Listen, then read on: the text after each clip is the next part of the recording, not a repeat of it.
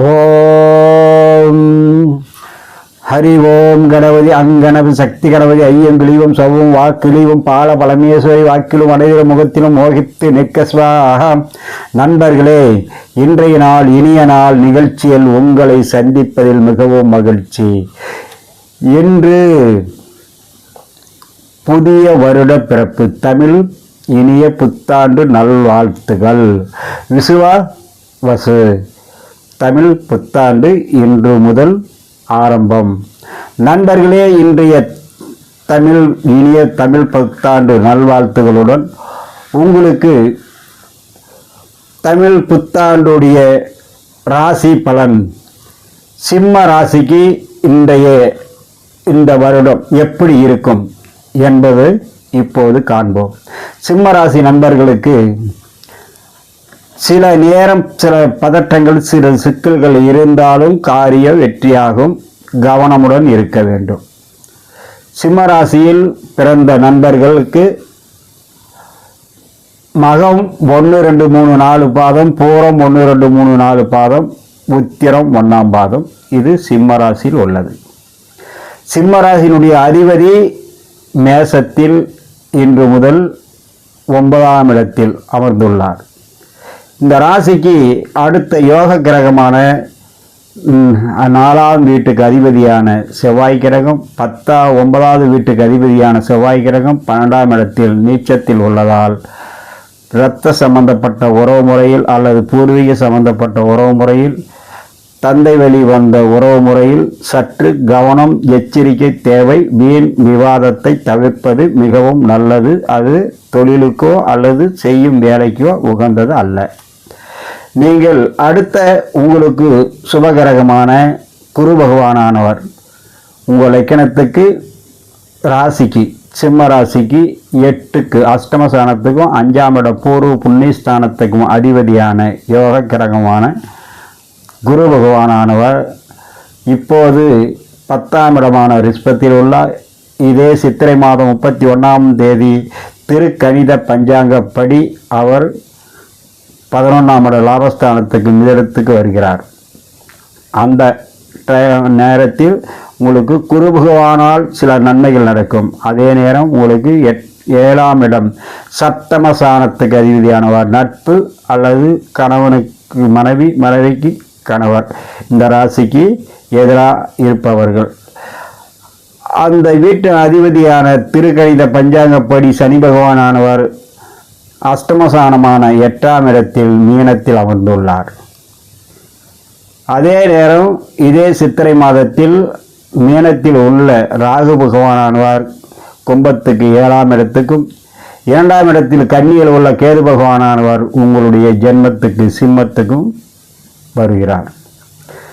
உங்களுடைய சில நேரம் சில பதட்டம், வேகம், எதை செய்தாலும் அதில் ஒரு மன திருப்தி இல்லாத ஒரு மன எண்ணம் உருவாகும்.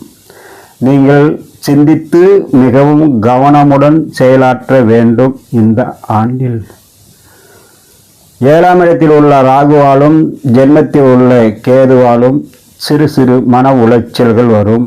நட்பு வட்டத்தால் அல்லது கணவரிடமிருந்து மனைவிக்கும், மனைவியிடமிருந்து கணவருக்கும், அந்த ராசிக்கு ஆணாயிருந்தால் பெண்ணுக்கும், பெண்ணாயிருந்தால் ஆணுக்கும், அந்த கணவன் மனைவிக்குள் சில நேரம் விட்டு கொடுத்து செல்ல வேண்டும். ஒருத்தர் கருத்துக்கு இன்னொருத்தர் கருத்து எதிர்மறையாக வரும். கவனமுடன் இருக்க வேண்டும்.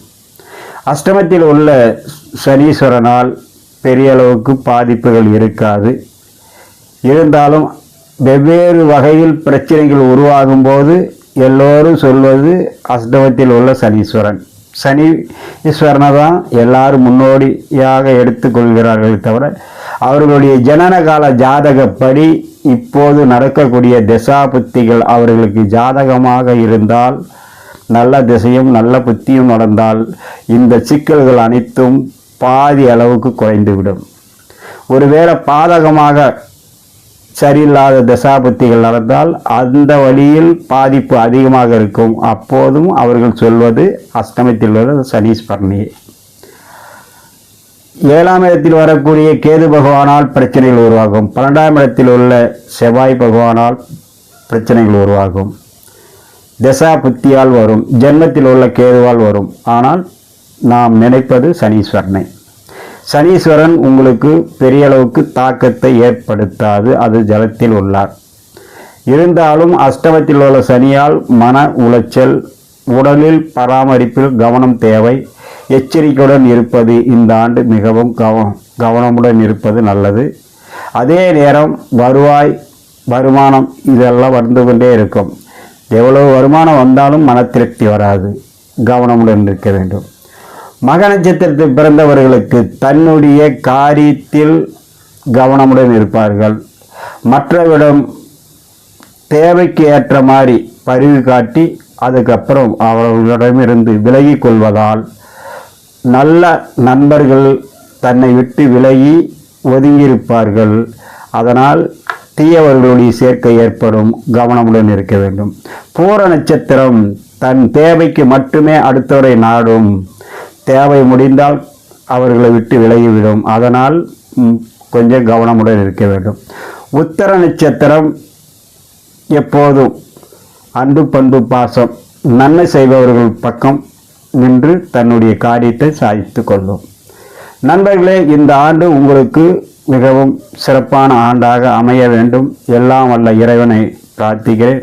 உங்களுடைய குலதெய்வத்தையும் உங்களுடைய மூதாதையர்களையும் இடைவிடாது ராகு கேது பகவானையும் சனீஸ்வர பகவானையும் வழிபட்டு வாருங்கள். உங்களுடைய பிரச்சனைகள் சிக்கல்கள் தீரும்.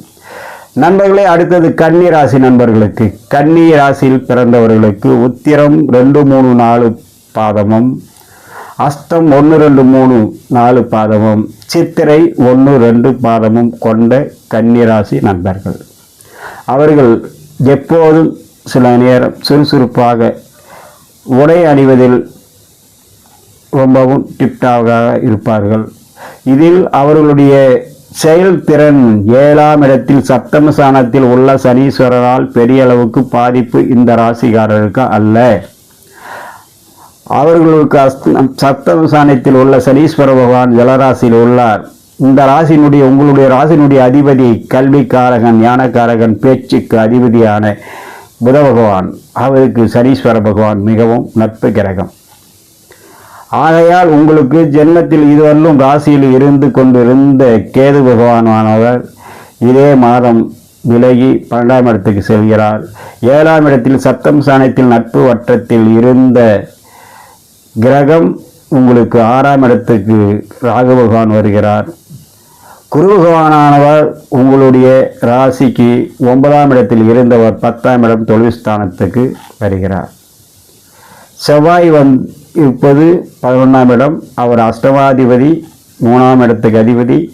இருந்தாலும் அவரால் பெரிய அளவுக்கு பாதிப்பும் இல்லை, நன்மையும் இல்லை.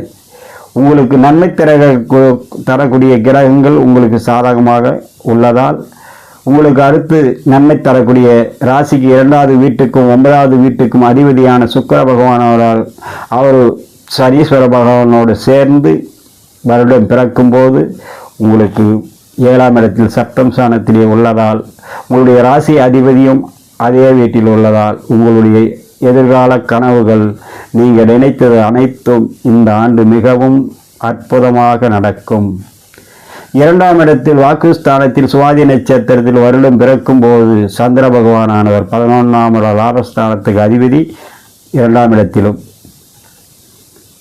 உங்களுக்கு 9ஆம் இடத்தில் தற்போது வருடம் பிறக்கும்போது இருக்கக்கூடிய கிரகமான குரு பகவானால் உங்களுடைய மூதாதையர் தந்தை வழி வந்த உறவு முறையில் இருந்த சிக்கல்கள் பிரச்சனைகள் அனைத்தும் தீர்வுக்கு வரும்.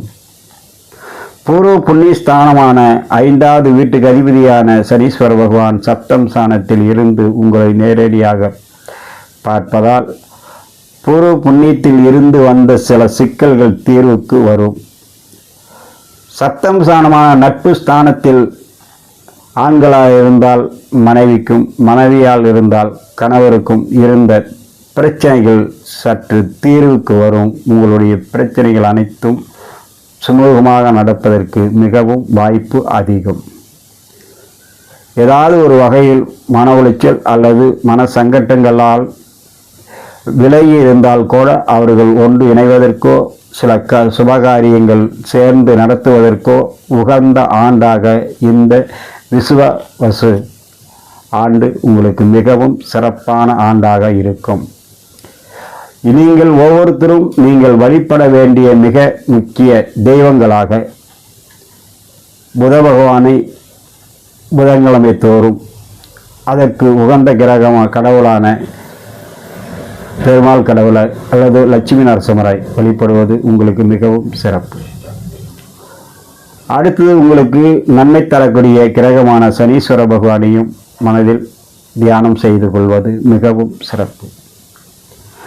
தொழில் ஸ்தானமான 10வது வீட்டுக்கு அதிபதி உங்களுடைய ராசிக்கு அதிபதி இருவருமே புதன் கிரகம்தான். அந்த புதன் பகவானார் ஆண்டு பிறக்கும்போது உங்களுக்கு 7ஆம் இடத்தில் உங்களுக்கு உதவி செய்யக்கூடிய கிரகமான சனீஸ்வரன் சுக்கரனோடு சேர்ந்து இருப்பதால் பலன் அதிகரிக்கும், நன்மை வந்து சேரும். உங்களுடைய பிரச்சனைகள் அனைத்தும் இந்த ஆண்டு மிகவும் சிறப்பாக நடக்கும். தொழிலில் லாபம் வந்து சேரும். தடைப்பட்ட வருமானம் கைக்கு வரும். கொடுக்கல் வாங்கலில் இருந்த சிக்கல்கள் தீரும். படிக்கும் மாணவ மாணவிகளுக்கு கல்வியில் உயர்ந்த அமைப்பு உருவாகும். படித்து வேலை தேடுபவர்களுக்கு மிகவும் உற்சாகமான மனநிலை வரும். உடலில் அடிக்கடி உடல் சோர்வு மனசோர்வு இருந்தவர்களுக்கு அனைத்து வகையிலும் தீர்வாகி உடல் புத்துணர்ச்சியோடு மிகவும் பிரகாசமாக செயல்படக்கூடிய ஆண்டாக இந்த ஆண்டு உங்களுக்கு அமையும் என்பதில் ஐயமில்லை. உங்களுக்கு இனிய தமிழ் புத்தாண்டு நல்வாழ்த்துக்கள். நாளை துளாராசிக்கும் விருச்சிக ராசிக்கும் இந்த தமிழ் புத்தாண்டு பலன் காண்போம். நன்றி, வணக்கம்.